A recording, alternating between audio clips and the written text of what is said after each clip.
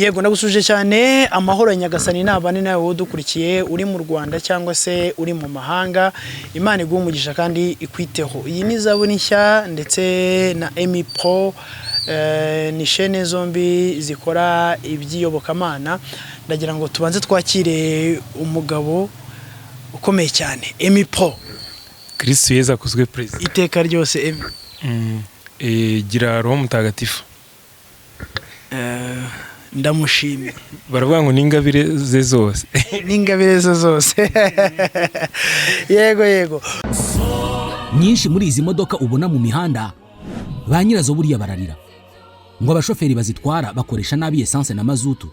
Abandi bakayiba. Abandi bakandikirwa kurenza umuvuduko hafi buri munsi. Gusa aba ni abataramenya Sator Rwanda Limited. Societe izobereye mu byo gushyira speed governors mu modoka ndetse na GPS tracking system. Nk'ibyo bitari bihagije, Sator Rwanda Limited ishyira mu modoka yawe ikoranabuhanga rituma uyigenzura aho uri hose. Imodoka yawe bayishyiramo fuel monitoring system, aho umenya ingano ya essence cyangwa se mazutu yakoreshejwe mu modoka yawe. Niba yibwe, umenyeshwa ko kanya ingano ya essence yibwe ivunjwe mu mafaranga, aho yibiwe umushoferi wari utwaye imodoka ukaba wanasaba ko imodoka yawe itongera kuva aho iri kugeza ikibazo gikemutse. Vehicle movement control ikwereka aho imodoka yawe iherereye igihe icyo ari cyo cyose. Mileage and engine statistics ikoherereza ubutumwa ku birometero imodoka yawe yagenze mu gihe runaka. Iri ni ikoranabuhanga rinakumenyesha igihe cyo kujyana imodoka muri control technique, igihe cyo kumenesha amavuta n'ibindi. Hari kandi driving behavior analysis ikwereka uko umushoferi wawe arimo kwitwara mu muhanda.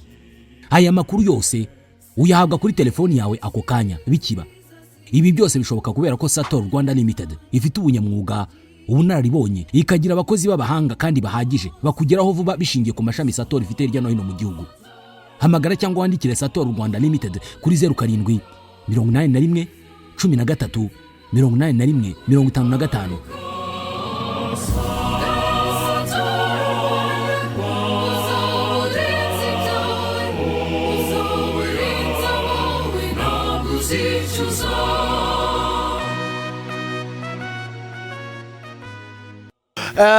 Twishimiye kwakira padiri wacu, ni umuntu w'Imana, twari tumaze igihe kinini cyane twifuza kuba twamubona, none Imana irabikoze, ni umugisha ukomeye cyane. Padiri muraho neza?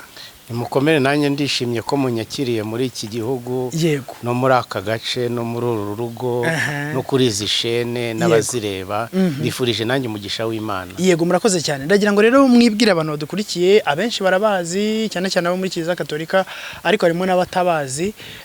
Mutwibwire, mutubwire ahantu mukorera umurimo, hanyuma tuze gufata umwanya tuganire. Nitwa Padiri Yohani Hakorimana, ndi umunyarwanda ariko nkaba hashize imyaka 18 hafi 19 korera ubutumwa bwanjye nkapa nk'umusaserdoti mu gihugu cya Espagne hariya Barcelona.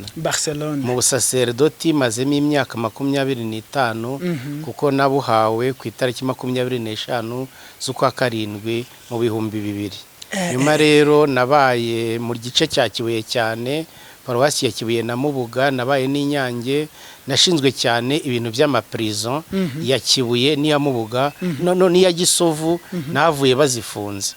Hanyuma njya muri Espagne kwiga, ndiga, nkomerezayo, ndakomeza ndihugura mu bintu binyuranye, noneho ndanakora, ndetse nyuma ntangira no kwigisha kuko mu by'amasomo nanonosoye mu by'inyigisho za Kiliziya, nanonosoye bya Bibiliya, mu by'inyigisho zo mu buzima busanzwe, nanonosoye iby'ubumenyi mu bya politiki, ibingi mwita science politique. Ubwo rero nkaba ndi umusaserdoti, nyobora bazilika y'ahantu bita Manresa ku munyarwanda kugira ngo agire aho abihuriza. Manresa ni hari hashingiwe abantu bita abayezuiti mwumva, aho bashingiwe ni mu nanzi z'urugo iwanjye. Aho niho ndi nyobora bazilika yaho, mpamaze imyaka 9. Uyobora bazilika yaho? Yego. Ndamise nakara. Padiri mu by'ukuri nongeye ntinya Imana pe, kuko Imana impuje n'umuntu ukomeye cyane. Oya ntabwo ari ugukomera, hakomeye Nyagasani, twebwe turabaga ariko yarabakomeje namwe. Yego. Turabishimye kandi bose. Ibibazo numvaga nifuza kukubaza, unkundire ibisubizo byo uranabifite ariko ndaza kubikubaza ku buryo ugenda rwose usigaranye ibisubizo bikeya. nta kibazo. Ngewe nanjye nitwa Plaisir, wambwiye yuko ujya udukurikirana rimwe na rimwe wabonye umwanya. Yego. Ko ndashaka ko abantu babanza gusobanukirwa neza mu byerekeranye n'ubumenyi cyangwa se n'amasomo wakurikiye, kuko ufite amadoktora. Ndagira ngo utubwire ibyo wakurikiranye by'umwihariko n'amadigre bavuga. Yego, kugira ngo tuze kumenya ikirere nyine turi buze kubabarizamo, kandi n'ibyo uza kuvuga abantu bamenye n'impamvu uri kubivuga, kugira ngo utaza kuvuga ibintu tugatakara ntitumenye impamvu yabyo. Ibya Bibiliya narabyize kugera ku rwego nakoze licence nkora na maîtrise. Iyo tuvuze inyigisho za Bibiliya tuba tuvuze iki? Yego. Buriya kugira ngo wumve ijambo uryumva mu mateka ryavugiwemo. Reka dufate nk'umuntu uzaza mu myaka 2000 agasanga tuvuga tuti uyu muhungu n'Imana y'u Rwanda. Azavuga tese abo bantu basengaga ibigirwamana, niba atazi amateka twabivugagamo azavuga ati abantu bo mu 2000 burya basengaga ibirirwamana, ariko azaba wushije. Ariko nacukumbura akamenya icyo mu muco munyarwanda bishatse kuvuga iyo tuvuze ngo umuntu n'Imana y'u Rwanda. Ntaho biriwe n'ibigirwamana, aho tuvuga tuti uyu muntu ni mwiza, afite umutima mwiza, afite imico myiza. Yego. Urumva rero n'inyandiko za Bibiliya dutandukanyijwe nazo n'imyaka 2000. Zaje mu yandi mateka, mu rundi rurimi, mu kindi gihe. Ibyo rero byose kubicukumbura bituma tuzumva neza kurushaho. Noneho twazumva neza kurushaho bikanatworohereza kuzisobanura no kuzishyira mu ndimi zacu kugira ngo zigere kuri bose. Ariko iyo ntambwe ya mbere yo kuzumva mu mateka yazo tukabona kuza kuzumva mu mateka yacu, icyo nicyo gusesengura ibya Bibiliya bimaze. Yego. None bijyanye n'ubumenyi bwa politiki, iyo uvuze ko wize ibya politiki uri umupadiri, abantu baravuga bati ngahore batitwajwemo, kuko abantu politiki babihuza n'amatora n'amashyaka. Ariko politiki buriya ni ikintu cyagutse. Ushatse politiki wabivuga mu buryo bubiri, ni uburyo abantu, umuryango, igihugu, abantu biha ubuyobozi bakiha umurongo. Ariko iyo tubivuze mu rwego rw'ubumenyi, turavuga ngo politiki ni igikorwa cyose gikorewe cyangwa se kidakorewe, donc icyo twita action cyangwa omission. Ndaza gutanga urugero. Igikorwa cyose gikorewe mu ruhame kigamije guhindura ingendo y'umuryango, ingendo ya societe. Reka nguhe nk'urugero. Duhuye mu nzira wampa ikiganza nkanga kugusuhuza, iyo ntago ari politiki. Ariko niba nanze kugusuhuza mparanira yuko n'abantu bose babigenza gutyo, we ntibajye bagusuhuza, ubwo ndimo ndakora politiki. Ndiho ndakora politiki kuko urumva ndiho mu ruhame hari ikintu naretse gukora, gusuhuza umuntu. Ariko nkanashaka yuko n'abandi bafata iyo ngendo, ubwo ndiho ndakora politiki. Cyangwa se duhuye mu nzira nkagukubita urushyi kubera yuko ndi umunyamahane, iyo ntago ari politiki. Ariko ngukubisa urushyi kuko nifuza yuko mparanira yuko abantu bose bajya bareba umuhungu wataye w'igihagararo nk'icyo cyawe, w'imisatsi n'imibiri n'akayobe gutyo, mparanira yuko buri wese uwe yajya gukubita urushyi, ngo ndiho ndakora politiki. Politiki rero ni ukubiva muri urwo rwego rweguye. Biza guhurira he n'iby'amashyaka n'amatora. Hari igihe abantu bafite icyerekezo kimwe ku bintu bavuga bati ariko mureke twishyire hamwe. Dushobora kuba hari ishyamba ry'akarere riri hano, tukaba tuvuga tuti ariko ishyamba ntibazariteme kuko rizana umwuka mwiza. Nkabitekereza ukabitekereza, Margarita akabitekereza na Patricia, tukavuga tuti ariko se twakwishyize hamwe tugakora itsinda, tugakora ishyaka ryo kubiharanira. Ubwo noneho kuko kubera cya gitekerezo duharanira tugakora ishyaka, ndetse tukavuga tuti waruzi n'ikindi tuziyamamaza mu matora kugira ngo turebe ko umwe yaba meya, kugira ngo noneho cya cyifuzo cyayo tugishyire mu bikorwa. Naho biva kuri urwo ruhererekane. Ariko iyo tuvuze politiki ni ukuyumva muri urwo rwego rwagutse. Ubu noneho abantu babashe gusobanukirwa padiri tuye kuganira uwo ari we, ntekereza yuko nta matsiko menshi cyane cyangwa se nta ibyo uri buze kudusobanura bari buze kumva aho biva cyangwa se n'imyaka ubimazemo. Hanyuma nkundire mbanze mbariza abantu badukurikiye, akenshi tumenyereye yuko abapadiri mu by'ukuri nyine ni abantu baba barihaye Imana, ntabwo bamubaza umufasha cyangwa se abana, ariko tukanamenya yuko umuntu wubatse urugo nyine aba yambaye impeta. Nk'ubu Emi Pro yayibagiwe ntayo yambaye kandi avuye kuba yambaye nk'ikimenyetso cy'uko Padi, mwebwe kwambara impeta biba bifite ikindi gisobanuro bifite nk'uko natwe biba bifite igisobanuro cyacu, cyangwa ni ukuyambara bisanzwe nk'umurimbo? Kuri twebwe reka kuko iyo tuvuze ngo abihaye Imana ni ijambo ririmo ibintu nka 200. Yego. Harimo reka mpere, urabona harimo nk'ababikira b'abategarugori, harimo n'abapadiri n'abafurere. Yego. Umva iryo tandukanyirizo. Yego. Nitujya hagati y'abapadiri n'abafurere nabyo harimo ibice bibiri. Hari abantu twita mu Kinyarwanda ntabwo twabihaye, reka tubyite abihaye Imana. Ibi ngibi bita religieux. Ni abantu bari mu miryango, imiryango ishinzwe gukurikirana iki n'iki. Akaba nabo bita abapadiri ba diocese nkanjye. Niba abapadiri bohereza mu maparuwasi. Noneho rero muri iyo miryango myinshi yabo bita mu Gifaransa religieux, mu masezerano yabo habamo n'impeta. Yego. Naho twebwe impeta ntabwo iri mu muhango wacu keretse ku busenyeri. Iyi mpeta ni impeta ijyanye n'ibi bya tekinoloji, kuko ifasha kureba umuvuduko w'amaraso, ifasha kureba oxygene iri mu maraso. Yo ni isaha, ni ibintu bya tekinoloji bifasha kugira ngo menye ku munsi nagenze ibirometero bingahe, ese umutima wanjye urakora neza. Iyi ngiyi ni nk'igikoresho cy'ubuvuzi. Nibyo. Yego.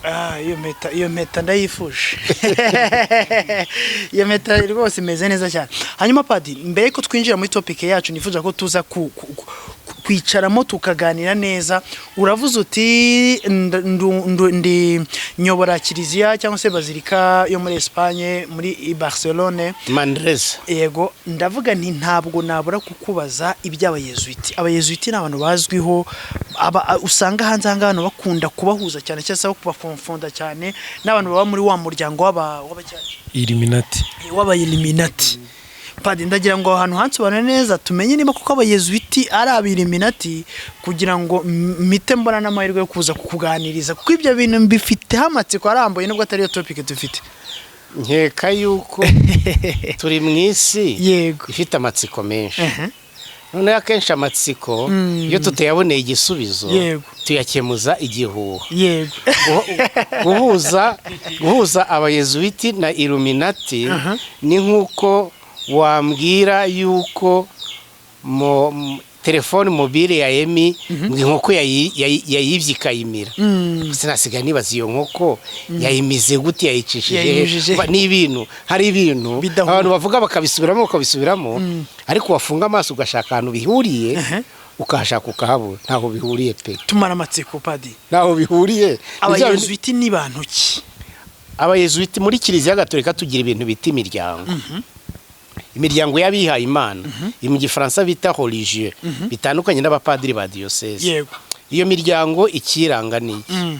Umuryango uwawushinze aba yarawuhaye icyerekezo cy'ikintu bazitaho. Yego. Uzabona nk'ababikira bavuga bati twebwe umuryango wacu babyita charisme mu Gifaransa. Yego. Ikintu wimirije imbere ni uburezi bw'umwana w'umukobwa. Yego. Ugasanga ababikira bazakunda gushyira ibigo, wenda ubu ngubu ibigo byakwiye hose. Ku myaka yashize nibo wasangaga baragiye bagashinga amashuri ya za segonderi hirya ahantu twita mu giturage, kuko ari umuhamagaro wabo.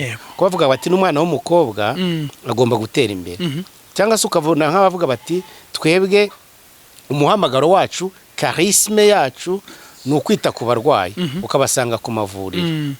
Na Inyasi wa Ruwayora washinze abayezuiti, kimwe mu bintu icyerekezo, kimwe mu byerekezo yabahaye ni ukogeza ivanjiri mu bantu bajijutse bize yego mu bantu bize uwo niwo muhamagaro wabo wa mbere niyo mpamvu babona cyane cyane mu mashuri muri za universite bigisha cyangwa se ari nizabo kuko umuhamagaro wabo ari uwo nguwo wo kogeza ivanjiri mu bantu b'abanyabwenge bajijutse abangaba mu kinyarwanda twita ibimene abangaba mu gifaransa twita les intellectuels intiti n'uwo muhamagaro w'abayezuiti nabo ngabo yego bigahurira he na bya bintu numva bavuga yuko abayezuiti ngo ari bo bantu bihaye Imana Brezil reka yenda ngufashe kumubaza ahantu gato hara yavuze atubwiye ko abayezuiti ubutumwa bwabo bakorera mu ntiti mu bimene ariko nono elimination nigeze nsoma muri dictionnaire mbona ko bikomoka ku bintu elimination urumva elimination ni kiratini harimo ibintu by'urumuri abantu ngo babonye urumuri ngo abantu bazi ubwenge ubwo ntaho bihuriye n'ibyo bintu byuko n'abayezuiti bakora ubutumwa mu banyabwenge yego ntago wakora ubutumwa mu banyabwenge ugomba kuba barusha ubwenge kandi ukabamurikira nyine kugira ngo babone ukuri ibyo bya Illuminati kimwe n'ibingi bya Franc-maçon ni nabyo umuntu yashyira mu mateka mu mateka habaye ibyo bita imiryango y'ibanga ntabwo ari bishyashya yego imiryango y'ibanga bari abantu bafite icyerekezo cy'isi yego cyangwa se cy'igihugu cyangwa bashaka kwerekeza ibintu iyo rero abantu bafite icyo cyerekezo bashobora kubinyuza mu nzira eshatu hari nk'abantu bashinga umutwe wa gisirikari bagafata ubutegetsi mu gihugu iki n'iki bavuga ati turashaka kugiha uyu murongo yego ubwo iyo ni inzira hari abandi bashobora kubinyuza mu nzira za politiki inzira za politiki bagashinga ishyaka hari abandi bashobora kubinyuza mu nzira ibingibi bigezweho byo kuvuga ngo aba influencers yego ntabwo ari bishyashya ni uburyo bwo gutuma hari ibyemezo bifatwa ariko wowe utagaragara ahubwo ukabisunika uri inyuma ni uburyo bukoreshwa ndetse n'ubu ngubu nko muri mu by'ubukungu uzasanga ibihugu byinshi inganda nyinshi zigira abantu mu nteko ishinga amategeko y'Uburayi bashinzwe gusunika ibyemezo biteza imbere inyungu zabyo yego ibya Illuminati ibya Franc-maçon wabifata muri ubwo buryo bwo gushaka guha icyerekezo isi ariko abantu badafashe intwaro kandi badasinze ishyaka ahubwo bakoresheje iki ngiki kigezweho bita influence influence ni ibingibi no n'indi jambo dukoresha tubyita soft power ni ukuvuga kubitandukana na strong power strong power ni nk'uko nkavuga nti ndafata urugamba ndafata imbunda mbirwanire undi muntu akabikora bucece yibereye inyuma akabisunika kandi bikajya aho yashakaga ibya Illuminati ibya Franc-maçon wabishyira aho ngaho niyo mpamvu navuga yuko kubihuza n'abayezuiti ni ukugendera kuri ako kantu nyine kuko ngo abanyabwenge ariko nta hantu bihuriye nta hantu bihuriye ariko urumva yuko mu by'ukuri mu byo dusobanuriye ntekereza yuko abajesuite umuhamagaro w'uwo mupadiri wazanye iyo charisma Ignace de Loyola ntekereza ko yanakoraga no muri politiki ahubwo yari umusirikare yahindutse yabonye Imana mu buzima bwe yarakomeretse nayo mpamvu kuki yitwa Ignace wa Loyola Loyola ni mu majyaruguru y'uburengerazuba bwa Espagne yego naho Manresa aho yashingiye abayezuiti ni mu majyaruguru y'uburasirazuba yego yitwa Ignace wa Loyola ariko ahashingiwe abayezuiti ni Manresa kuko yari ari mu rugendo kuko yari yarakomeretse ku rugamba ashaka kujya Roma ashaka umuntu wamufasha ngo abone icyerekezo ari Manresa agira icyo cyerekezo anashinga abayezuiti aba naho ahindukira abo umukirisitu ariko ubundi yari umusirikare wari uri ku rugamba yego ko hari amakuru nanone ashobora kuba ari ibihuha ariko wenda ushobora kudufasha kugira ngo banasobanukirwe neza bavuga yuko abayezuiti ngo usanga ngo ari igisirikare bavuga ko ngo ari igisirikare ngo ahubwo gikora Vatikani kiri no mu bantu barinda papa cyangwa se bamucungira umutekano hari aho byaba bihurira kuko niba utwe ko Ignace yabaye umusirikare kandi akaba yarashinzwe abayezuiti nta hantu byaba bihurira nuko abapadiri bashinzwe umutekano wa Vatikani nabo baba ari abayezuiti oya ni ukutamenya kuko umutekano i Vatikani nta mupadiri urimo ahubwo hari icyo bita la garde suisse ni ibintu nabyo bifite amateka maremare. Ni abantu iteka baba ari Abasuwisi yego bujuje iki n'iki n'iki n'iki, Abasuwisi. ibintu byinshi n'Abasuwisi, niyo mpamvu bayita garde Suisse. Abo rero nibo bashinzwe umutekano wa papa, ariko nta zina ry'ikilatini bafite cyangwa irindi zina ry'umwihariko. oya bayita garde Suisse, yego ariko nta mupadiri urimo. Byaba ari ukuhuza ibintu bitagira bihuriye. nibyo kabisa.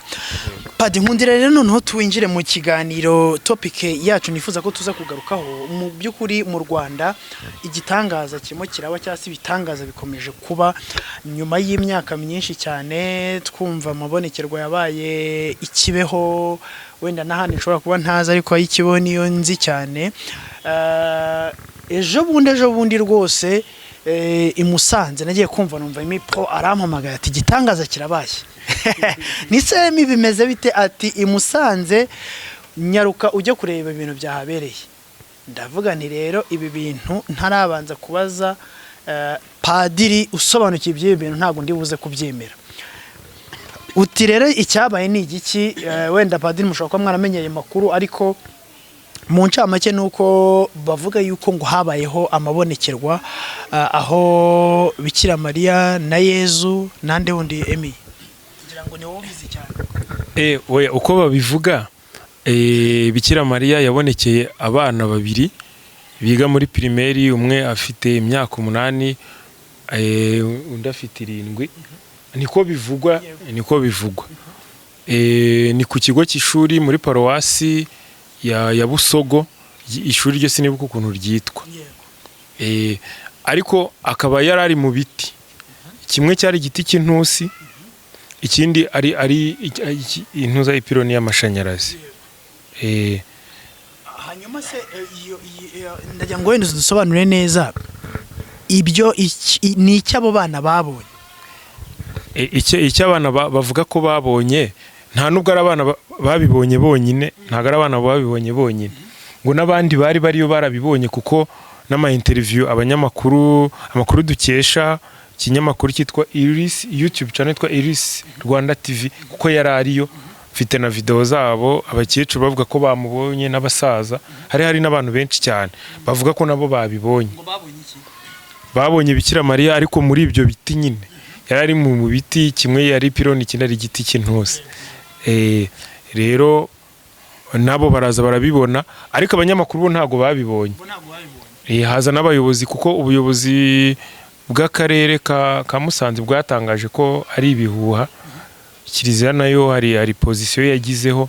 Umupadiri mukuru wa paruwasi yongiwe Busogo avuga ko ibintu byakiri by'amabonekerwa, ibintu bijyanye no kwemera, hari ibyo bishingiraho, kandi hari na procedure n'igihe bitwara kugira ngo babyapuruvinge. Aho ngaho rero tutaraganira na padiri ko ndabizi neza ko akantu bagiye kukubwira ngo inzego z'umutekano zarahageze, kugira urumva ahantu hahuriye abantu benshi hashobora kuba n'ibibazo, barababuza no kongera kuhegera cyane. Ndetse na bya biti baza kungorege irabishingura, irabikura, barabitwara Bikira Mariya ahita yimukira mu bindi biti ahandi hantu. Mu by'ukuri rero ngewe uko nakurikiranye amakuru nabonye hari ahantu hari abantu benshi cyane kandi bakuru. Harimo abantu bakuru, harimo abatoya, ingeri zose zari ziriyo, ku buryo bishobora kuba biriya bintu mu by'ukuri atari ibintu byapfa kuzana abantu gutyo gusa, sibyo?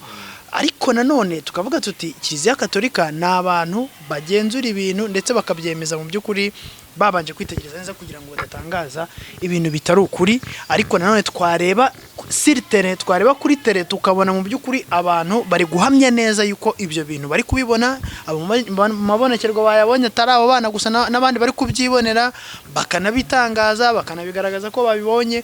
Mu by'ukuri ahangaha hakaba hasigaye ikintu cyo kuvuga ngo turashaka kumenya ubuyobozi bwa Kiliziya Katolika ibi bintu, cyangwa se abapadiri bafite ubumenyi, bafite inararibonye muri no bintu, ni iki babivugaho? Niba hari abahageze, niba hari abamenya ayo makuru, ni iki babivugaho? Uyu munsi rero twagize umugisha wo kubona padiri wacu, nyuma y'uko wenda tuganirije ibigiye bitandukanye, numvaga nifuza kubabaza padiri, mu by'ukuri amabonekerwa yabereye Musanze, nkawe ku giti cyawe cyangwa se nk'umuntu usobanukiwe neza iby'amabonekerwa wabyakiriye gute?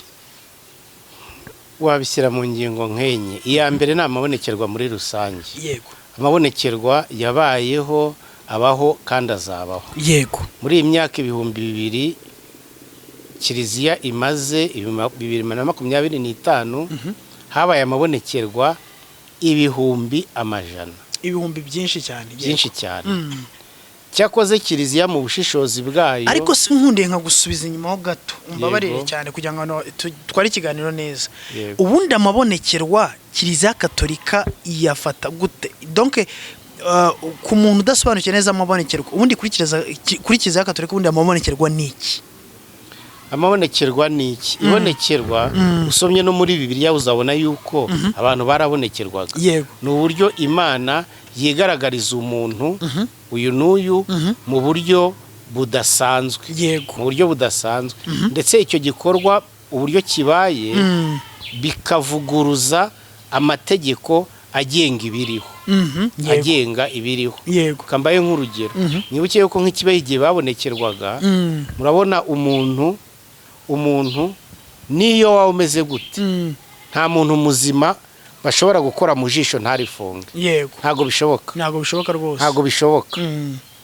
ukabona nk'umuntu yatwaye ku buryo abaganga bamukora mu jisho bakabona ko, cyangwa se niyo waba wigirisha ntago bagufata ngo bakujombagura inshinge we ku. Yego. cyangwa se ni urugero ukabona nk'umuntu amaze iminsi 8, 9, 10, 15 atarya kandi ukabona ameze neza. ni ibintu bivuguruza amategeko agenga ibiriho. amabonekerwa rero wayashyira hamwe n'icyo abantu bita igitangaza, ni ukuvuga ikintu gisohotse mu mategeko yari asanzwe. ni ibintu rero bibaho, ni ibintu bishoboka, ariko ni ibintu bifite inzira binyuramo. aho ndasobanukiwe. hanyuma warugeze ahantu tubwira uti habayeho amabonekerwa ibihumbi n'ibihumbi. niho warugeze. habayeho amabonekerwa ibihumbi n'ibihumbi, ariko muri ayo yose ayo kiliziya yemewe, niba ntibeshya nshobora kwibeshyaho nka rimwe. Yego. ndumva ari 7. oya kuva aho kiliziya katolika ibereyeho. Yego. imyaka 2000 irashize. 25. oya. ni 7 gusa. nibyo. oya ntago narusha padiri kubimenya. Njyewe ubwo nahise ugiye kutubwira ati nta mabonekerwa yenda 500 7 yonyine. ni 7 yonyine na Kibeho irimo. ndikanze. haguze uko burya u Rwanda rukomeye. mubaze ngo nayahe icyo kibazo se ugomba nagitaruka. ubwo buretse mbanze ngere kuri cyo kuvuga ngo ese kuko urumva harimo nk'aya Kibeho, harimo aya Fatima, harimo aya Lourdes, harimo ayo witwa Maria Faustina, nshobora kwibuka n'andi nkangahe, ni make cyane. ni ukuvuga ko mu Rwanda habereye 3. oya ndavuga ko hari mu Rwanda Kibeho, hari Fatima muri Portugal, na Lourdes mu Bufaransa. natwe turi muri ayo ngaya. nitanje Fatima ya Muhanga. oya ahubwo iyo Fatima iba yiganiye Fatima yo muri Portugal. yo muri Portugal. noneho rero kuki bimeze gutyo? Yego. nuko amabonekerwa ni ikintu gisaba ubushishozi. ubushishozi bwinshi kandi bw'igihe kirekire. kubera iki? Yego. kubera yuko hashobora ko kwibeshya mu nzira ebyiri. kiliziya iramutse yibeshye, kuko abantu bashobora kwibeshya. abantu bibeshye bagashidikanya ku mabonekerwa yari ukuri. iyo ni inzira imwe. Yego. hashobora no kubaho kwibeshya abantu bakemeza amabonekerwa atari ukuri. icyo cya kabiri ishyano ryaba ryaguye. kwemeza amabonekerwa atari ukuri, ko twaba tugiye kugaburira abemera uburozi. Yego. ariko habayeho gushidikanya, kwibeshya, kutabona neza gihamya, tukaba twashidikanya ku mabonekerwa mu by'ukuri wenda yari ukuri nta kibazo kiba kibaye habe namba. kubera iki? kubera ko ibyo Nyagasani yatubwiye byose biri mu ijambo rye. yego, nta bonekerwa rishobora kugira icyo ryongeraho. icyo ryakora rishobora kudushishikariza bimwe mu biri muri iryo jambo ry'Imana. yego, cyangwa se kudufasha kubyumva mu buryo bwimbitse. ariko nta bonekerwa rishobora kuza ngo rigire ibintu byongeraho, ntabwo bishoboka. yego, niyo mpamvu haramutse ku mpamvu iyi n'iyi hakabaho yuko kwibeshya byabaho, hagashidikanywa ku mabonekerwa, mu by'ukuri yari ukuri, nta kintu abakirisita bemera Imana baba bahombye. yego, kuko ibyo bakeneye byose ngo bazagere kwa Nyagasani barabifite mu ijambo ry'Imana. ngiye impamvu Kiliziya ibishyiramo ubushishozi. ndetse reka nguhe n'ingero ebyiri.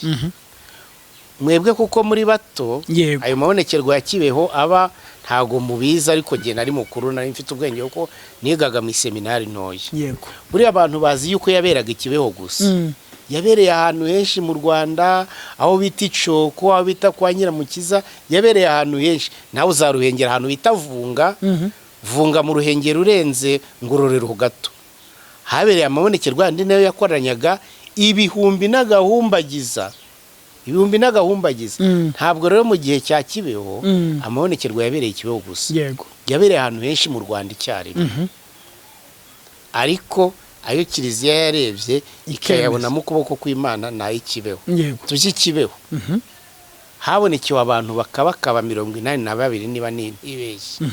muri abo ngabo Kiliziya mu bushishozi irabireba, irabyitegereza, irabicukumbura, irayungura, isanga ikiganza cy'Imana kinyuze muri Bikira Mariya yemeza batatu. ndetse hari n'uriho aba mu Bubiligi. ndetse hari n'abantu byagiye birakaza akavuga ati nikundira guriya Patricia kuki batemeje ko yabonetse. undi akavuga ati nikundira Gasega Gatashya buriya rwose. ibi ngiye mu rurimi rwanyu rw'uyu munsi akavuga ati banyiciye umuti. bagomba kwemeza Segatashya. no muri abo bavuga ko babonekewe harimo umukiri mu Bubiligi yashinze ibingiye abarundi bita umugambwe. asa n'uwashinze ishyaka rya opposition, aracyabonekerwa, aranaharanira ko Kiliziya. hari n'abantu benshi bamuri inyuma bavuga bati yarabonekewe rwose. usanga rero buri wese nawe hari abo yagize akapande ke. ariko ubwo bushishozi nkabona bukwiye, kuko ni ibintu abantu badakwiye kugarukiriza gusa ku marangamutima. yego, ahubwo icyo kintu cyo kugira ngo Kiliziya ibirebane ubushishozi gikwiye. reka nongereho n'akantu gato. yego, iyo Kiliziya mu mikorere yayo abantu bakunze gutekereza batari ko igenda buhoro. ntabwo igenda buhoro, ahubwo igenda ku ngendo yayo. kubera iki? ihangane gatoya. Yego. Kiliziya Gatolika ijya kwemeza amabonekerwa yabereye i Kibeho, ubundi amabonekerwa yabaye ryari? Kiliziya yayemeye ryari? amabonekerwa ndumva yararangiye muri 82 niba ntibeshye. ariko yemejwe mu 2000. mu 2000? Yego. nyuma y'imyaka 18 yose? ni ukuvuga ngo ubirebye mu mateka y'isi, ntabwo mfite ibyangombwa kuri yose, ariko nahamya ntashidikanya ko ari mu mabonekerwa yihuse mu kuyemeza. ndetse nshobora gufata risque nkemeza ko ashobora kuba ari aya mbere yihuse, kuko ubundi biragorana, biratinda, biragorana cyane. noneho rero Padi, mu by'ukuri nari nguciye mu ijambo ho gatoya, ariko n'ubundi turacyari kumwe. iyo umuntu yitegereje abantu bari i Musanze, ngewe nafashe umwanya wo kwitegereza nsanga harimo abaturage benda bari muri classe isanzwe iciriritse, sibyo mbikamivuge gutyo, ariko witegereje n'usanga harimo n'abandi bantu ubona bari elite. hari ukuntu ureba physical appearance ukabona umuntu ari elite, ni umuntu z'ubwenge, ni umuntu wakombye kuba afite ibyo yari gukora, cyangwa se wakombye kuba ari afite ibindi bintu ari kwitaho, ariko ukabona rwose icyo kintu cyatumye aza aho hantu akamara amasaha, abandi bakanarara. ukabona ntabwo ari ikintu kiri aho ngaho gutyo gusa umuntu cyapfuye kumuzana. donc abantu barimo bahamya, nta muntu wavuze ngo ibi ni ibinyoma. mu bari bahari bose baravuga ati rwose ndimo ndabyibonera n'amaso yanjye. None Padi, mu by'ukuri nubwo ari ibintu bitwara igihe kinini ukaba wavuga uti bazagenda babyigeho babirebeho, ariko nagira ngo tubwire tugendeye kuri aya mabonekerwa yabaye i Musanze, mu by'ukuri mu bintu bashingiraho by'ingenzi twavuga ko ari nk'ibihe, ku buryo umuntu nk'umuturage udukurikiye wenda udasobanukiwe wenda uko bigenda cyangwa se inzira binyuramo yavuga ati dushingiye kuri iyi ngiyi reka tugende gake, cyangwa se turabona hari amahirwe menshi y'uko ibi bintu bishobora kuzemezwa byanze bikunze? harimo icyambere ni uko iby'amabonekerwa byo ntaho wabihuriza no kuvuga ngo abaje kuyareba barajijutse ntibajijutse, kuko umwuka uhoraho uhuha aho ushatse cyane. ndetse unarebye abantu babonekewe amabonekerwa akemerwa, aba bacu b'ikibeho bo bari mu rwego ruhanitse kuko bigaga muri segonderi. Bernadette Wirurde yari umukobwa, Imana niyizi niba yari azi gusoma, ndabishidikanyije. Yari yigiriye gutashya inkwi. Bari abana batatu b'i Fatima, Lucia, Francis na Yasenta, bari abana biragiriye amatungo. Urumva rero ibyo byo ku gaciro, ku kwemeza cyangwa kutemeza kw'amabonekerwa ntaho twabihuriza no kuvuga yuko ababyitabiriye bafite amashuri cyangwa batayafite, icyo cyo twaba tukivanye. Yego. None ariko hari ibintu byinshi bishingirwaho. Hari nk'icyo kureba ngo ayo mabonekerwa yaje, uwo Bikira Mariya yaje aje gutanga ubuhe butumwa. Icyo ni imwe mu ngingo zikurikizwa. Nka biriya byo mu Ruhengeri bifite ako kantu wibaza uti ngo Bikira Mariya ngo yaraje ngo bamubona mu giti. Ibyo ngibyo reka mbivuge nk'utebya, wagira ngo Bikira Mariya yicaye mu ijuru, noneho aravuga ati ariko wajya kurambura amagurura ajya kuyaramburira mu Ruhengeri, kuko nta butumwa ababivuga ntavuga ati yaduhaye ubu butumwa. Nk'iyo ngingo ya mbere uhita wumva yuko itsikiye, kuko nta ibonekerwa ya Bikira Mariya ntabwo ari Bikira Mariya ushaka gutembera ngo avuge ati ariko ko ndambiwe mu ijuru, ingi mvuga ngo warambura amaguru ngo nabaye boadi, noneho reka njye kurambura amaguru nyaramburire Musanze. Oya, ntabwo ariko bikora, ahubwo azaje kuduha ubutumwa. Wabaza nk'abantu tese donc aje hari ikintu kimuzanye, ubutumwa yatanze n'ubuhe? Ntabwo numa nk'ako kagingo ka mbere gatangiye kukwerekaho ibintu byerekera. Reba nka Kibeho, kimwe mu byatumye byihuta ni yego abana baravugaga bati nimwihane nimwisubireho, turabona imivu y'amaraso. Icyo gihe muri za 80 nta wari akavuga bati aba bana ni abasazi, munarebe neza niba mu mutwe bitarivanze. Ariko 94 tugiye tubona bya bindi bavuga tubibonye n'amaso yacu.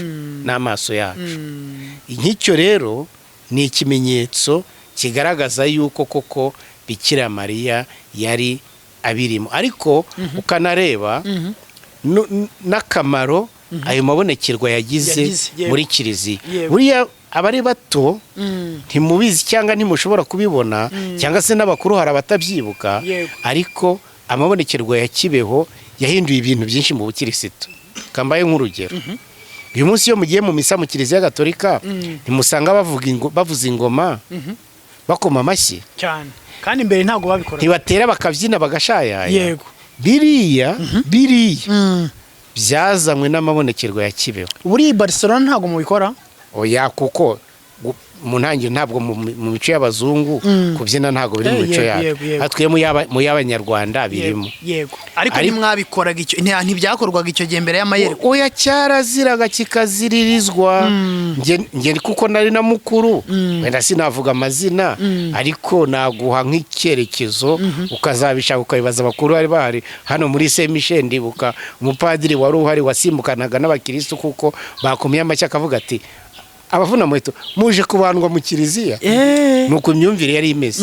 Ariko uyu munsi ahubwo tugiye mu Kiliziya tugataha tudakomye amashyi, tutabyiniye Nyagasani, twavuga tuti ubuse mutugenje mute.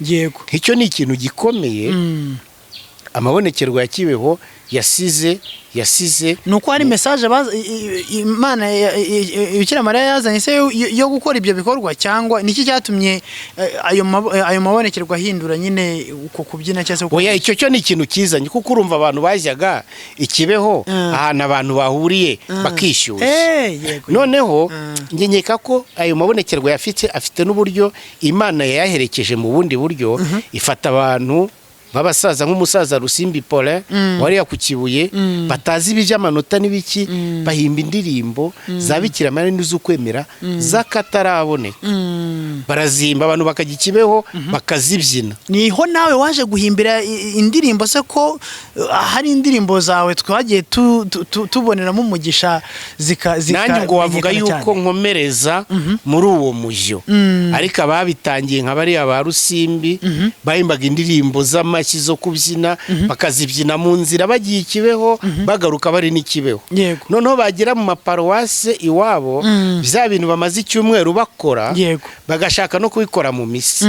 Abapadiri rimwe na rimwe bakashaka kubirwanya, ariko buhoro buhoro bigenda byinjira ku buryo ubu ngubu byabaye umwihariko wa liturujia y'u Rwanda. Liturujia y'u Rwanda imaze kugira uwo mwihariko wo kubyina no gukoma amashyi. Ariko ubajije abakuru mbere y'amabonekerwa ya Kibeho cyaraziraga kikaziririzwa. Ikikwereka yuko rero ayo mabonekerwa yagize umumaro, hejuru y'ubutumwa yatanze yanahinduye, yagize umumaro mu bukirisitu. Yego, uduhaye urugero rumwe rw'uko mu bintu by'ingenzi barebaho ni message cyangwa se n'ubutumwa iryo yerekwa ryaje rizanye. Ariko se turebye nk'ibindi nka bibiri kugira ngo n'abana badukurikiye barushaho gusobanukirwa neza, kuko uyu munsi wa none urasanga abantu bamwe bati ibi nibyo, abandi bati sibyo, ariko byibura tugendeye ku bintu Kiliziya Gatolika igenderaho, watubwira nk'ibiki bindi umuntu ashobora gushingira avuga ati aya mayerekwa ashobora kwemerwa cyangwa ntiyemerwa? Hari n'uburyo n'ababonekewe babisobanura. Reka nguhe ingero. Yego. Ko basoma Bibiliya mugende murebe Yezu amaze kuzuka. Yego. Yabwiye ikintu mwaze murakibura. Ntabwo ari uko ntabyo yababwiye, murabona utuntu tubiri dutatu. Mugende Yerusalemu, nzabasakaza Roho Mutagatifu, mujye kwamamaza guhera hano Yerusalemu kugera Samariya, Yudeya. Ntabwo wakuzuza 10. Kubera iki? Intumwa zamaranye iminsi 40 na Yezu amaze kuzuka. Ariko icyo kintu cyo kuzuka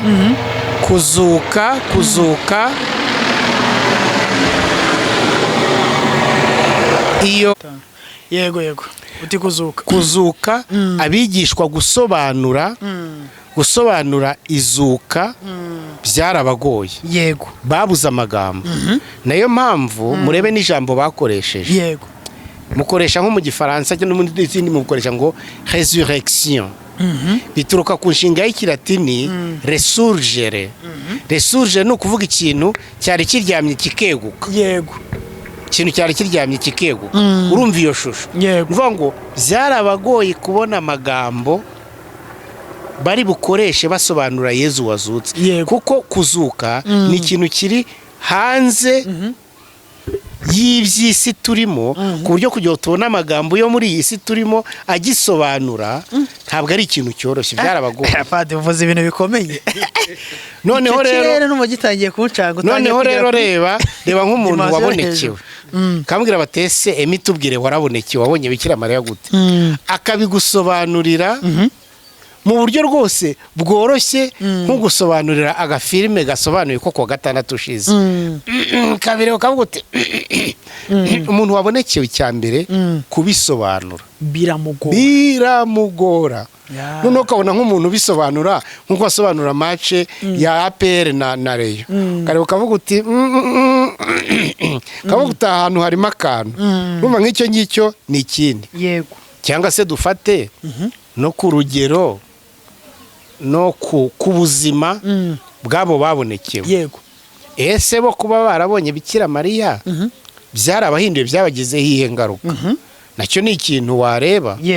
Kare buti byabagizeho ingaruka, nyuma abakiriho byabagizeho ingaruka. Ubona iki bita impact mu buzima bwabo. Urumva rero ni igiteranyo cy'ibintu byinshi bigomba kurebanwa yego ubushishozi, ndetse hakabamo noneho n'ibimenyetso bikomoka ku buhanga. yego Ni nkayo mpamvu nkanjye aho ndi nshinzwe icyo bita l'hospitalité de Lourdes. bisobanura iki? Ni umuryango uba ku isi yose ushingiye kuri Lourdes, handi habereye amabonekerwa ya Bernadette.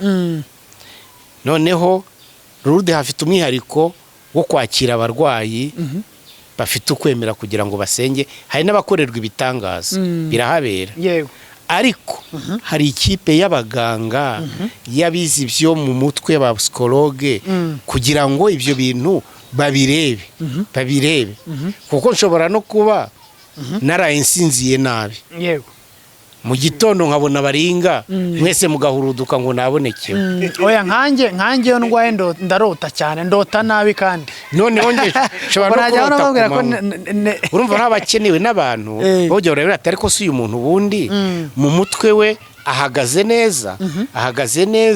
Ushobora gusanga umuntu nawe mu mutwe we binyeganyega, byanyeganyega akabona baringa, yabona baringa natwe tugahurura. Habaho n'abaganga babikurikirana n'abantu b'inzobere kugira ngo nabo baduha amakuru yo kuvuga bati turabona uyu muntu umurebye urabona koko ko harimo ikintu kuko ibi ngibi n'ibi bisobanutse gutya na gutya. Urumva rero ni igiteranyo nyurusombe rw'ibintu byinshi cyane bareba. ariko se Padi noneho nubwo bashobora kuvuga ati aya mayerekwa yabaye kuko yemejwe muri ya yenda 7 hiyongeyemo andi mayerekwa yabonetse, watubwiye 7 sibyo? Tuvuge hari irindi bonetse baryongeyemo sibyo? ariko ya yandi yagiye aba wanabireba ukabona koko ni ikintu kidasanzwe cyabaye, ariko nticyemezwe na Kiliziya Katolike mu buryo buri nivere, iyo bayita iki? Sinzi yamba ikubajije neza. Yego ndacyumva. Urabona reka nguhe nk'urugero, urundi rugero. Buriya iyo usoma Bibiliya utabizi ashobora kugira ngo mu gihe biriya bitabo biyigize byandikwaga nibyo byonyine byanditswe. Oya, handitswe ibitabo byinshi cyane. Ngo ni igitabo cya Enoki ariko ngo kiri i Vatican. Ntabwo kiri i Vatican ibyo ngibyo ni uguhimba. Turabifite muri bibliothèque nanjye. Buri umuntu yashatse yakibona. Kopi zabyo ndazifite muri bibliothèque yanjye. Ariko Padi ni wori padiri. Ese uri kumwe nanjye umuntu uza umurayiki n'abarayikinika babita. Ariko nyine niyo mpamvu nyine hari abantu bamwe duhitamo tukabeza kugira ngo ibyo bintu byose babyiga bya nyine twavuga ibyo gucukumbura ibya Bibiliya. Yego nivyo birimo. None se nagize izo nyandiko kandi narabicukumbura rwose naba naracukumbuye. Nta n'ikintu wabona tubwira. Nuko haba mu gihe cy'isezerano rya kera no mu gihe cy'isezerano rishya handi twitabo byinshi cyane. Yego. Ariko abakirisitu ikinyejana cya mbere n'icya kabiri baricaye bagira batya. Yego. Baravuga bati ukwemera Yezu yatwigishije turakubona hano n'aha. Ariko hano ntabwo tubibona neza. Na hariya turabona bidasobanutse. Babishyira ku ruhande. Byitwa apokrife. Apokrife ni ukuvuga ikintu cyanditse ku ruhande, nka kuriya wafata ku ipaje ukandika utuntu mu ruhande muri marge. Yego. Apokrife naho bituruka. Ariko ibyo bitabo kuba bitaragiye muri Bibiliya biri apokrife ntago bivuze ko ibyo bivuga byose ari amafuti. Bivuze yuko ibyo bivuga byose tutabyemera uko biri. Ariko ntibivanyeho yuko hari ibintu bimwe muri byo biri ukuri byana. Ndetse reka nguhe nk'urugero. Abantu bazi yuko nk'igitabo cya Yuda mwagihoye iki Padi? Oyereka mbanze ngurugero n'utugera ko cya Yuda nacyo kimbaza. Abantu bazi yuko se na nyina babikira Mariya bitwaga nde? Se na nyina babikira Mariya? Yego. Ntago mbazi pe. Ana na Yowakimu. Ana na Yowakimu. Ayo mazina se yavuye muri imwe mu mavanjiri bita apokrife. No kuvuga ngo hari cyangwa se kiriya gisambo cyari kibambanywe na Yezu. Yego. Kiriya hari icyamubwiye ngo wengura umwana w'Imana ngo ukize natwe dukize. undi ku ruhande aravuga ati ariko se wa muntu we nta n'isoni ugira, twebwe turimo turazira ibyo twakoze. icyo ni cya Disimasi, cyitwa Disimasi, yitwa Disimasi. none se kuki tuzi ko yitwa Disimasi?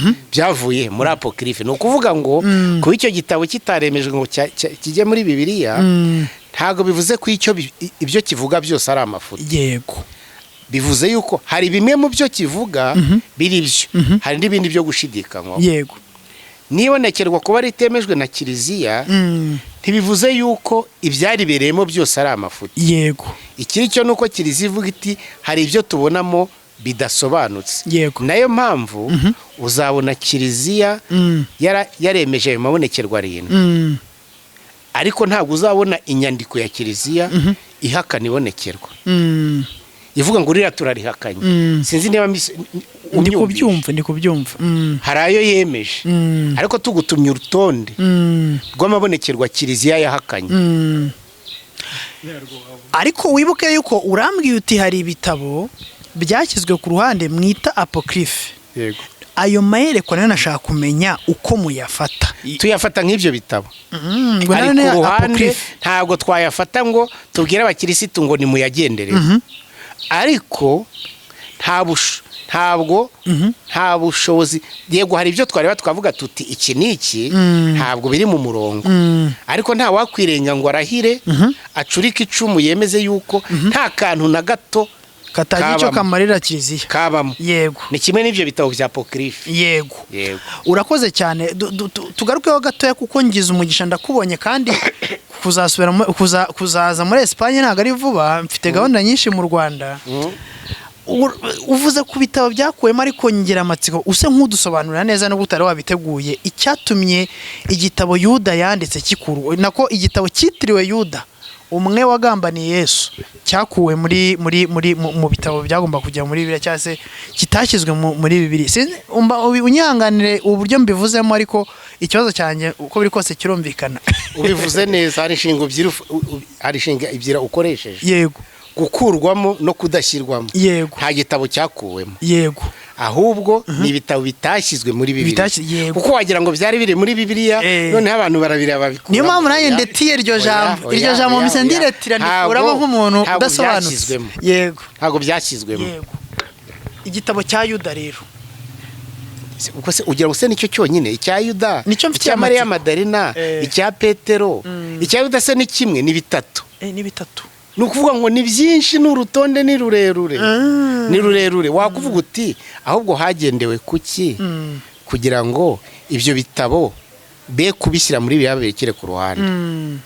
ingingo ya mbere ni uko abakirisitu bari bafite ikintu babona nk'umusingi w'ukwemera. Yego. Kristu wapfuye akazuka. Yego. bivuze yuko Kristu wapfuye twemera ubumuntu bwe. Yego. kuko atari umuntu ntiyapfa. wazutse twemera ubumana bwe. izi ingingo za mbere z'ingenzi bari bashyize imbere. Yego. Yego.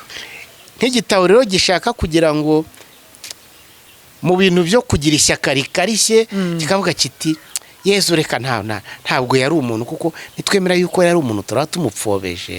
reka tuvuge ko yigiraga nk'umuntu, ariko atari umuntu. yasaga nk'umuntu, yendaga gusa n'umuntu. nk'igitabo ugasanga icyo kintu cy'ubumuntu kibushidikanyaho. cyangwa se ugasanga igitabo kivuga kiti yego biriya byo kubabara no kubambwa ku musaraba yabaye nk'aho yari fait semblant de, yabaye nk'aho. nk'igitabo cyerekeza ibintu aho ngaho, abakirisitu bakakira bakavuga bati bakagikuramo. iyo ni impamvu ya mbere kuba inyigisho zacyo hari ibintu by'ibanze by'ubukirisitu babona kigoreka. ariko hari n'igihe urabona nubwo abantu bibeshya. Yego. ngo izo nyigisho ngo ibyo bitabo ngo byari ibya kera ngo hanyuma ngo Kiliziya ngo ibihishe Vatikani. oya. kuko urabona iyo twiga igitabo dushobora kumenya igihe cyandikiwe. biroroshye. reka nguhe urugero. tubonye nk'inyandiko ivuga ngo hahiye, iryo jambo ryatangiye gukoreshwa mu Rwanda mu gihe iki n'iki ntabwo twavuga ngo iyo nyandiko ngo niyo muri 60. yego muri 60 kuvuga ngo bahahiye ntabwo byakoreshwaga. yego tubonye nk'ijambo igitabo cyanditsemo ngo jenoside yakorewe abatutsi inyandiko ntabwo twavuga ngo niyo muri 40. oya. iryo jambo ntabwo barikoreshaga. ngo iyo twiga igitabo dushobora kureba amagambo uko kivuga n'uburyo kivuga cyangwa se nk'uburyo hari nk'ibyo twita ahamayisme. yego ni uburyo abantu bavuga ururimi ariko bakavuga mu rundi. wenda nko kuvuga ngo gutereta twabishyize mu kinyarwanda ariko urumva ni traité kuvana ku gifaransa cyangwa se ngo kanaka ngo yarametse icyo twabivanye ku cyongereza. bivuga ngo ayo magambo yakoreshejweho imico y'i Burayi indimi z'i Burayi zinjiye mu Rwanda. yego ntabwo abasekuruza bacu mu 1800 ntabwo bakoreshaga ijambo gutereta. yego rwose ni ukuvuga ngo iyo twiga ibitabo uburyo bivuga Yego. bidufasha kumenya igihe twabishyiramo. yego iyo rero izo nyandiko zose bashyize ku ruhande uzirebye usanga ari izo guhera muri 200 kugaruka hano. donc zaje nyuma cyane. iyo Yego. nayo yari indi ngingo bahereyeho bakavuga bati duhere ku nyandiko z'umwimerere. kuko nunabona nk'ivanjiri ya Luka iravuga ngo maze kubyitegereza no kubicukumbura mbihereye ku ruhande nkabaza ababyiboneye. yego bashakaga rero izo nyandiko zegereye hafi cyane igihe Yezu yabereyeho kugira ngo zibahe amakuru y'umwimerere. yego izo nyandiko rero zasizwe ku ruhande inyinshi zaje nyuma. zaje iyo ni ingingo ya kabiri. indi ngingo ya gatatu yashingiweho ni uburyo zifata ibintu. reka nguhe nk'urugero. hari nk'inyandiko zari zirimo imico cyane y'Abagereki yo kwerekana yuko umubiri n'ibiwuganishaho byose ari ibintu byandavuye. nk'izo abakirisitu bazishyize ku ruhande ko none se niba ari ibintu byandavuye kandi Kristo yarigize umuntu yaraje kuducungura kugira ngo awuhe agaciro ese turabihuza gute? cyangwa se reka nguhe nk'urundi rugero ugasanga hari nk'inyandiko zishaka kubwira abakirisitu yuko icy'ingenzi ni ukwemera. ariko uko kwemera ni kugira ibikorwa byo guharanira guhindura isi. bibere mu Mana ariko iby'isi rwose munabyirinde mujye munareba babitera umugongo mujye munareba hirya. nk'icyo ngicyo abakirisitu bakavuga bati ariko kwemera mu byo kugamije harimo no guhindura isi. iki gitabo kibona ibintu gutya turabona ntabwo ibyacyo bisobanutse. urumva rero izo ni ingingo zimwe zashingiwe kugira ngo babirekere ku ruhande. ariko ntibivuze ko hatagira akantu kamwe kukuri karimo. ako kukuri se mushobora kuba mwakifashisha wenda muri Kiliziya Gatolika ariko katari muri Bibiliya. maze kuguha ingero nk'uriya mugabo witwa Disimasi bituruka muri bimwe muri ibyo bitabo. ana nayo wa Kimu bituruka muri bimwe muri ibyo bitabo. ariko se padi hakaba harimo n'andi makuru ariko abantu bagira bati aya makuru Kiliziya yarayaduhishe kubera inyungu wenda runaka cyangwa se ibindi bintu bashaka kujya ute ko abantu batamenya. nk'urugero bakavuga bati nka Mariya Magadalena bakavuga bati ngo hehoze ngo burye ngo yari fiance wa Yesu ngo yakundanaga na Yesu ngo ni umuntu bagendanaga umunsi ku munsi nubwo yaje gupfa akajya mu ijuru ariko asize umufiance. sibyo ibyo bintu ngo bikaba biri muri ibyo bitabo bitigeze bishyirwa muri Bibiliya. nkavuga ni se padi aho ntabwo haba ari information z'ingenzi twagombye kuba tuzi cyane cyane kuri Yezu zagombye kuba zaradufashije. sibyo zagombye kuba zaradufashije. mwaba nimvuga ngo mwaba nuko ndi kuvuga Kiliziya muri rusange mwaba mutaraduhaye zari kugira ikindi kintu zitumarira. Prezi Mariya Magadalena harya niyo yandaye yandaye ubu babyita amakangu si amakangu. icyo gihe Yesu yari yaramugiriye neza yaramubwirije ubutumwa yamugezeho ari indaya nyine bari kumusabira guterwa amabuye. si uri kuvuga ubu urashaka kuvuga se ko Yesu yakundaga n'indaya ubwo nibyo padiri agiye gusa? ntabwo ari njye uri kubivuga ahubwo padiri nk'umuntu uzi teolojiya cyane aranabitubwira niba wenda n'abantu banabivuga nabi ariko uko biri kose ngo hari isano bifitanye muri biriya bitabo biri muri Karisma. ikibazo cya mbere ukwemera gufite ikibazo gikomeye. urabona ni ikintu cyoroshye umuntu wese atangaho ibitekerezo. Yego. Umuntu wese iyo amaze gushyiramo amacupa abiri y'urwagwa ahinduka umuhanga, akakubwira iby'ibitabo. Reba, urabona ntubona nari mfite imisatsi igisunzu nk'icy'uyu muhungu cyapfutse ndimo niga ibya Bibiliya kugira ngo njye mbivuga nzobe. Noneho umuntu yamara guhaga akagwa amaze gushyiramo amacupa 3 akaba umuhanga mu bya Bibiliya, akakubwira ukuntu hari ibitabo bihishe Vatikani, akakubwira ibintu. Noneho abantu, icyo nicyo kibazo cya mbere.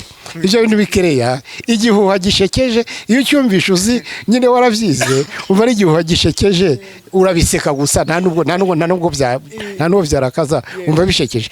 Ni ibintu byoroshye, ni ibintu byoroshye. Uzabone umunyamakuru, umunyepolitike, umuntu wese ushaka gutera urwenya arutera ku by'ukwemera ko ni ibintu byoroshye. Ariko icyo abantu biyibagiza nuko ni ibintu bisaba gucukumbura no kwiga. Urumva nk'abantu uzagerageze numbonera umuntu wasomye ivanjiri ya Madarina, nzagusengerera agafanta. Abo bose babivuga, uzajya umuza ariko se wacishijemo amaso.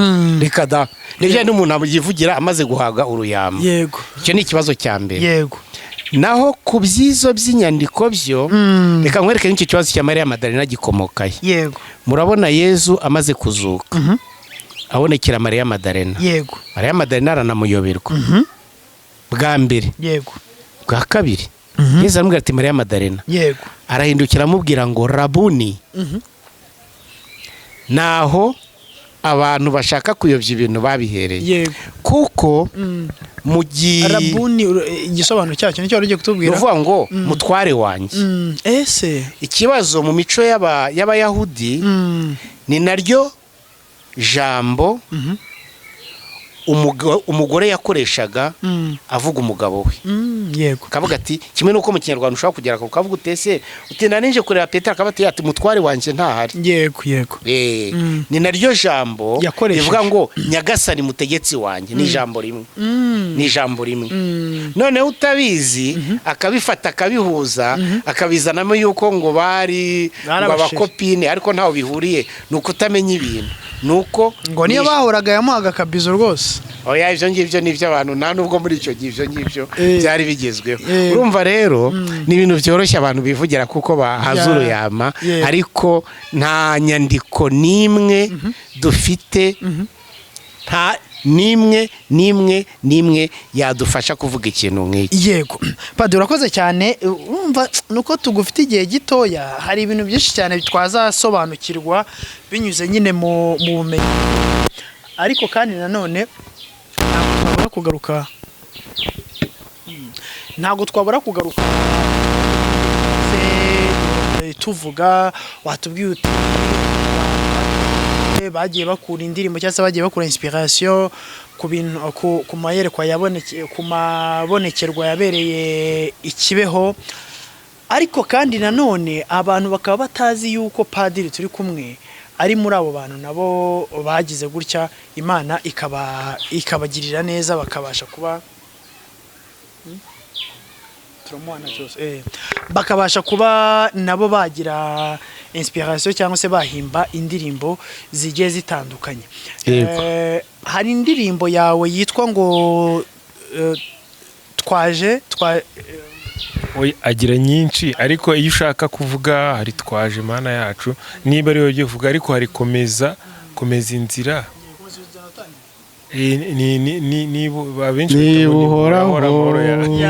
Urakoze cyane. Nagira ngo nintroduce iki kintu, ngira ngo wenda tubwire abantu badukurikiye yuko Padiri nawe ari mu bantu bakeya banyuze muri ino nzira yo guhimba indirimbo nyinshi, kandi nazo zikazana impinduka cyangwa se zigafasha muri Kiliziya Gatolika. Nk'indirimbo ivuga ngo twaje Mana yacu tuje kugushinga. Mu by'ukuri iyo ndirimbo nyizi kera ndi uruhinja, ngeze muri segonderi niyo ndirimbo twaririmbaga buri munsi. nkabona nimfite njye numvaga ari nk'indirimbo ishobora kuba yaravuye nko mu ijuru ariko n'undi yavuye mu ijoro ndabigusobanurira. bon uburyo bibisobanuyemo ndabishima, ariko ibyo nagiye kuvuga ubwo wagira ngo ni nk'ikintu cyaje nyine kitakitura muri Kiliziya Gatolika bagomba kuririmba nk'uko nguko. Donc indirimbo zawe nyinshi cyane zagiye zifasha muri Kiliziya Gatolika. Watangiye gute guhimba cyangwa se kuba umuhanzi byaje gute? Watubwiye uburyo amasomo wagiye ufata, utubwira ahantu wagiye uyobora muri Kiliziya Gatolika hatandukanye, ku buryo umuntu ashobora gutekereza yuko utari bubone umwanya wo guhimba indirimbo nka ziriya zikamenyekana cyane ku isi hose. Byaje gute? Ndagira ngo ahangaho dusobanure neza. Ni umuhamagaro wagiye wiyubaka buhoro buhoro. Yego. Icya mbere cyo nagize amahirwe njya kwiga mu seminari no ku Nyundo. Yego. Mu gihe cyacu iseminari ryari ishuri, urabona nk'uyu munsi bavuga ngo Green Hills. Icyo gihe amaseminari kandi n'ubu aracyakomeye yari nka Green Hills, ibyo bita École d'élite, ni ukuvuga amashuri y'abahanga bahanitse rwose. Nagize rero amahirwe yo kujya kwiga mu seminari. Masanga umuntu ibingiye mu Kinyarwanda bita inganzamarumbo witwa Dominico Ngirabanyiginya, niwe wanyigishije iby'umuziki. Urumva nagize amahirwe yo ntega mu seminari, wenda sinari kuzamenya ko nzi umuziki, ndabikunda. Noneho ntangira no kubikora kuko badushingaga imirimo, uyu nguyu bakamushinga bibliothèque, uriya bakamushinga isuku, ngiteka banshinze iby'indirimbo. Ndanabikomeza ngera no muri seminari nkuru. Oya nizi Rutongo. Twebwe promotion yacu ntabwo twizi Kabgayi, kuko urumva twari Rutongo muri 1993. Yego. Nyuma ya jenoside yakorewe abatutsi dusubirayo igihembwe kimwe. Kabgayi yarasenyutse batararangiza kuyisana, bahita batwohereza mu Nyakibanda. Twe rero turi ba bantu bize filozofiya na teolojiya mu Nyakibanda. Kabgayi bayifunguye nyuma. None ngeze mu Nyakibanda, uva mu Nyakibanda namaze igihe nabaye imyaka 6. Ubundi abandi bahabine. Twabaye 6 kubera ayo mateka.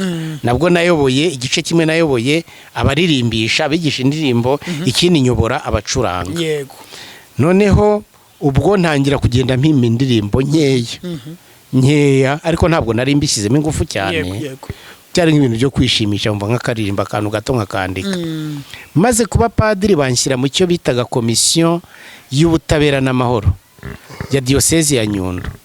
Dutangira gutanga ubutumwa, urumva hari harangiye ibya jenoside bivuyemo, haje intambara y'abacengezi. Noneho haza icyo kintu cyo kuvuga tuti tubanisha abantu, dutanga ubutumwa.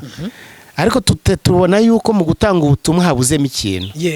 Ubutumwa bunyuze mu ndirimbo. Nta ndirimbo dufite zo kubanisha abantu.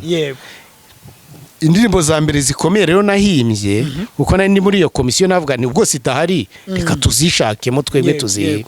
Ntangira guhimba indirimbo ziriya ngo nimwakira umurage w'ubuntu bana banyagasani, muzakomeze mube abanyampuhwe nka so wo mu ijuru, muzamubera umuryango tubaragije ineza y'Imana ngo ibakomeze. Zari indirimbo zibanda cyane ku mahoro, ku butabera, ku bworoherane, ku kubabarira. Aho rero niho naboneye yuko mfite inganzo yagutse. Noneho ndatangira mpimba n'indirimbo nyinshi uyu munsi zikoreshwa mu Kiliziya, nk'izi ngizi ngo tuje iwawe rugira mwiza, tuje kukuramya no kugukuza, twatumiwe n'ubuntu n'imbabazi ugira, twagana nde wundi kwari wowe wenyine ufite ijambo ry'ubugingo bw'iteka, n'izindi nyinshi cyane, kuko uteranyije indirimbo nahimbye mu Gifaransa n'izindi nyinshi mu Kinyarwanda nyinshi cyane, n'izindi nyinshi bidakabije mu Gifaransa, n'izindi nkeya mu Giswahili, ndarenze 100. Yego. none se Padi mu by'ukuri uba wumva ari ibintu birimo ni passion yawe, uba wumva ari ibintu bikurimo ukora ukunze ku buryo utabiburira umwanya, kuko kumbwira ngo uyoboye Bazilika muri Espagne n'iramiyeme yose atubwiye, birumvikana cyane ko bigutwara umwanya munini, kandi n'umuziki nawo utwara umuntu umwanya kugira ngo ibyo bintu bihuze, kugira ngo cyangwa aho ugiriye muri Espagne ntabwo wabashije kubona umwanya uhagije wo gukomeza uwo muhamagaro. Ahubwo rero biruba kubihuza. Icya mbere ni mu nzego ebyiri. Nk'umupadiri gutanga ubutumwa ni inshingano yanjye, noneho ngifite amahirwe yo kubutumwa no kubunyuza mu ndirimbo, kuko wibuke yuko ubutumwa niba ari ubutumwa bwihuta, bwaba bwiza bwaba na bubi, ni ubutumwa bunyuze mu ndirimbo. Icya kabiri kubibonera umwanya, njya nkunda gutanga urugero. Muzi abantu babaswe n'agatama, warabona umusinzi wabuze akanya ko kujya mu kabari? Biragoye, ntabwo bishoboka.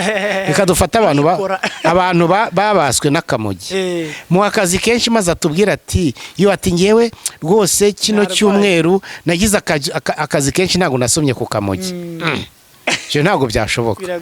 Bivuze ngo iyo umuntu niba umuntu ukunda ikintu kibi akibonera umwanya, ukunda ikintu cyiza nawe akibonera umwanya bidapfa bidapfusha. Ntabwo rero njya nkubura. Imana ishimwe cyane. Uyu munsi wa none rero ku byerekeranye n'uyu muhamagaro wo kuririmba, uri mu ye projet kugira ngo n'abantu badukurikiye bitegure no kwakira izindi ndirimbo nshya, kuko izambere zaduhesheje umugisha n'izikurikiye naho nuko. Urabona guhera nko mu myaka ya 2007 nagiye mpimba indirimbo ariko nkazigumana. Kubera iki? Ko nasangaga iyo nzishyize hanze zirakwira, ariko zigakwira mu buryo abantu batanamenya ko ari izanjye. Usanga rimwe na rimwe zikaba zanakwira mu buryo utabyifuzagamo. Noneho usanga nk'abantu bakunze kuvuga, ari ijambo abantu bavuga ngo ya ndirimbo nzinza ngo ya Korali do Kigali. Korali do Kigali nta ndirimbo igira. Ni indirimbo y'umuhanzi yaririmbwe na Korali do Kigali. Ariko kuko indirimbo zacu ari indirimbo ziririmbwa n'amakorali, ntago ari indirimbo nzicara ngenyine ngo nyiririmbe. Bituma umuhanzi abantu batamumenya, ahubwo bakamenya korali yayiririmbye. Ibyo byatumye ntekereza navuga nti niba bavuga kuyiririmba rero abantu bamenye yuko ubwo indirimbo we warayihimbye, uranayikora neza iruzura, unayigisha abantu irakwira mu gihugu cyose, ariko ntiwayisohora. Donc ntiwayigirira copyright ngo bavuge bati indirimbo ni ya runaka. Noneho Korali de Kigali kubera yuko yo ifite uburyo bwo kuba yayisohora ikayiririmba, kandi no ku cyumweru muri kiliziya cyangwa se no mu materaniro runaka, misa runaka bari buza kuyiririmba, akavuga ati iyi ndirimbo ni iyaki, ni ya Korali de Kigali. Nta korali igira indirimbo. Korali indirimbo zigirwa n'abahanzi, korali karimba indirimbo y'umuhanzi kanaka. Navyo ni nabyiza, usanga we nari n'igihe tubikorana. Ubundi byiza iyo ushyize hanze indirimbo uravuga uti naririmbye indirimbo ya kanaka. Noneho rero guhera mu 2007 navugaga ni igihe cyose ntarabona uburyo bunoze bwo kugira ngo nzishyirire hanze, reka mbe mbiretse nkazihimba nkazirambika ku kameza mfite umushandiko ungana gutya. Ubwo rero muri iyi myaka nditegereza mbona mu Rwanda hari abasore n'inkumi bose bari mu cyerekezo cyiza cyo kugorora ijwi, baririmba kumva biranoze. Ndavuga nti icyo ni ikintu cyiza, ndacyandika. Haburaga ikindi kintu cyo kuzitunganya neza. Niho nashimira Emi, ndumva niba ntibeshye niwe wabitangiye, nta myaka 5 irashira indirimbo ziteguye neza. Icyo kintu twarakiburaga. Utararenga aho ngo Emi musabiye igihembo Kiliziya Gatolika rwose yo mu Rwanda, kubera yuko ni umwe mu bantu bazamuye umwimerere wa Kiliziya Gatolika mu byerekeranye na production y'indirimbo, kuko indirimbo n'abagereza kuzikora rimwe na rimwe wasangaga zitaryoheye amatwi. Waje sinanavuga ngo numwe, navuga ko ari we wabitangiye. Abandi nuwaje niba ntibeshye yaje nyuma, ariko niwe wabitangiye. Buri wese tujye tumwubahira ibyo yakoze. Nukuri. Kuko navyo ni umurimo ukomeye.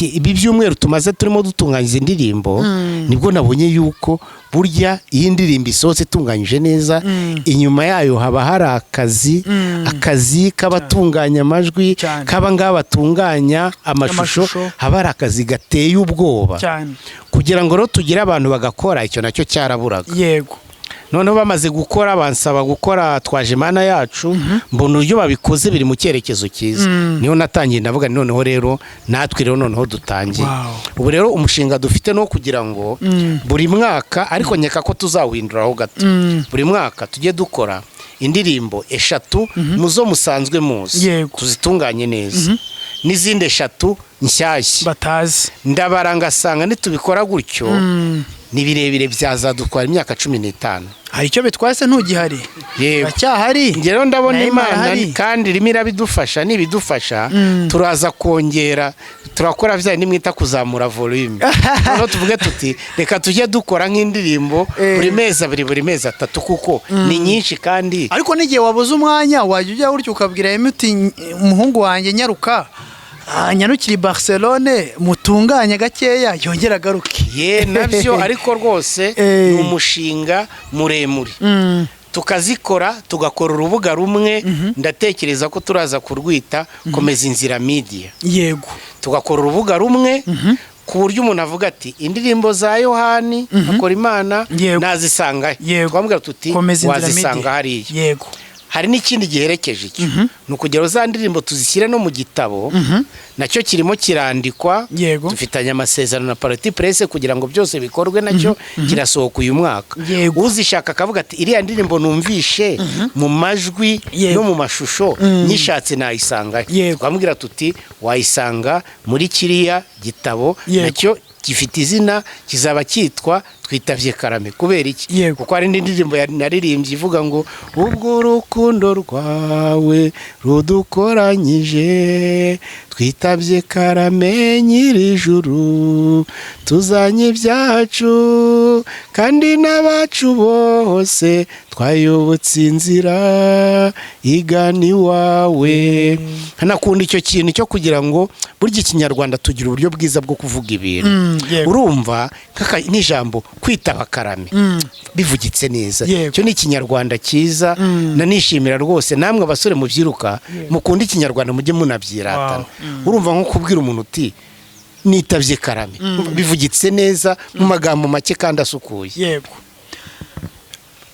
Padi urakoze kutubwira kuri uwo mushinga mwiza ufite gushyira indirimbo hanze zawe tukazibona mu majwi meza n'amashusho meza ndetse no mu buryo bw'ibitabo ku buryo n'abashaka kuziga bizajya bikunda hari challenge ndi kubibonamo hari zimwe mu ndirimbo zawe abantu bagiye bakora bagusabye uburenganzira n'abandi batabugusabye nk'urugero cyane cyane watubwiye ko mu mushinga ufite harimo indirimbo komeza inzira iyo abantu benshi bita nihoraho ari amahoro yawe ngewe nk'umuntu umenyera ibintu byo kuri YouTube ndabizi ko iyo umuntu asohoye indirimbo hari abandi bayisohoye ifite viewership iri hejuru prezisi ko bimeze yego yego abonga ubugiye gupromotinga uwo nguwo iyo usohoye ibigiye kumenyekanisha izamura ya indi isanzwe iriho iyo komeza inzira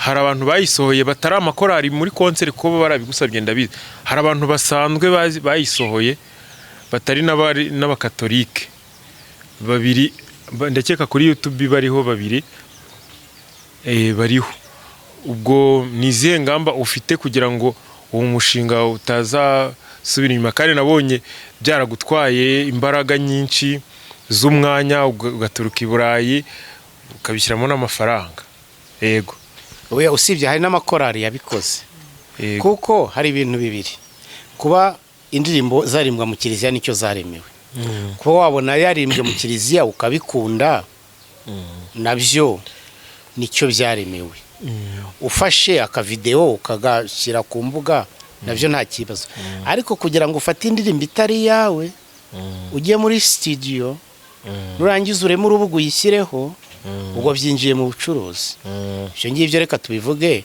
mu kinyarwanda gisanzwe babyita ubujura ndetse n'ikinyarwanda cyarahindutse oya nibyo ibyo rero byo mu buzima ntabwo nkunda ibintu byo gukururana, atari ukuvuga nuko ndi padiri, ibintu bikururana ntabwo mbikunda. Nje numva abavandimwe ntacyo dupfa babikoze, reka tuvuge ko babikoze kubera kutamenya.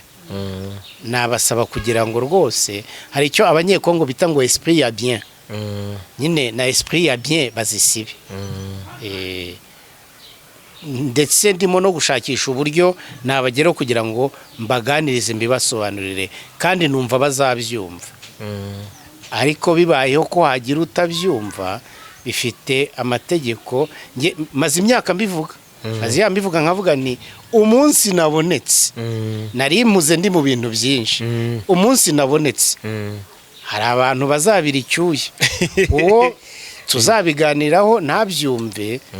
Hari uburyo bwinshi bwo kubiganiraho. Ubu ngubu nabonetse rwose, umuntu w'umuvandimwe wacuruje indirimbo yanjye ntayimuhereye uruhushya, nayimusaba nk'uko abanyekongo bajya bavuga na esprit ya bien, n'umutima mwiza, akayisiba, tugakomeza tukaba abavandimwe.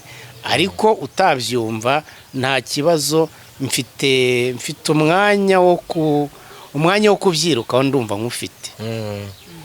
Ubwo padiri arakoze cyane, kuko nizere ko bari bubyumve. Hari abantu bazikoze batari n'abakatolike ziriho, ntago nshaka kuvuga amazina yabo, ndaza kubikwereka mu kanya.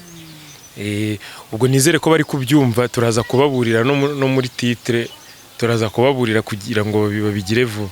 Ariko nibyo kuko hari ikintu ubu ngubu nje ngafata iyo telefoni yawe nkavuze nti Emi, ndashaka guhamagara umuntu waze kumfata, ntizi iyo telefoni yawe. Ibyo ni ibintu bisanzwe.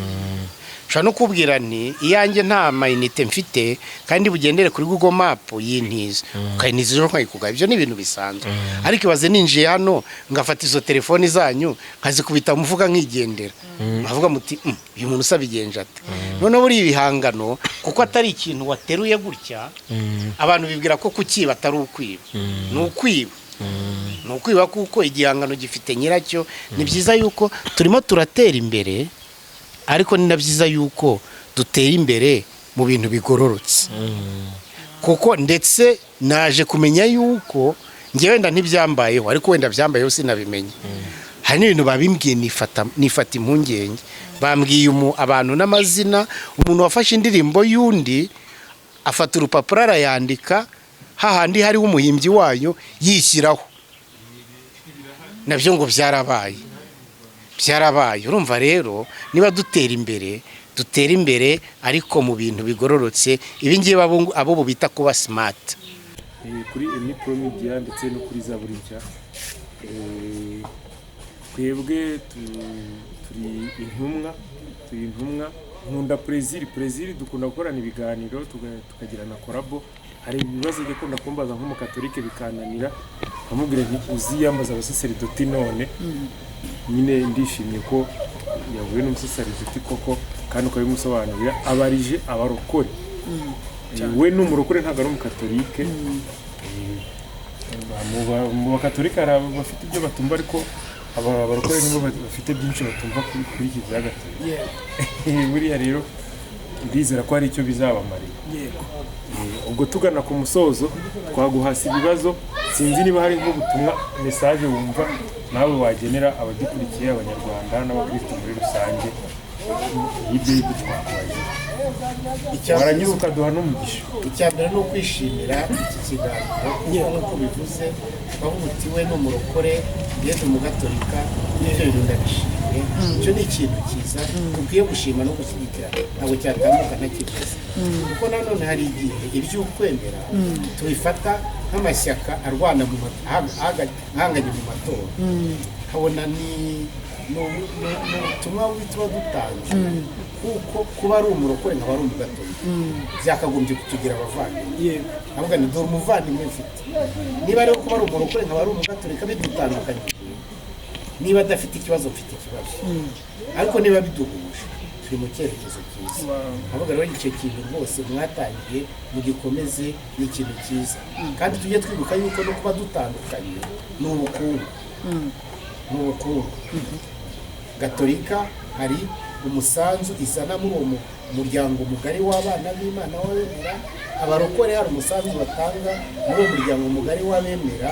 Kuba twese duhari ni ubukungu tuha agaciro kandi tumenye yuko Imana yaduhamagaye gutyo kuko idufiteho umugambi.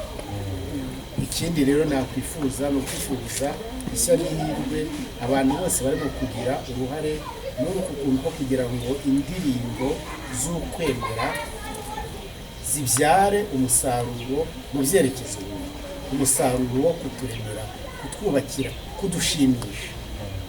Ariko wenda njye ntabwo nagize cyane nabikeneye cyane kuko mfite indi mirimo intunze ibeshejeho.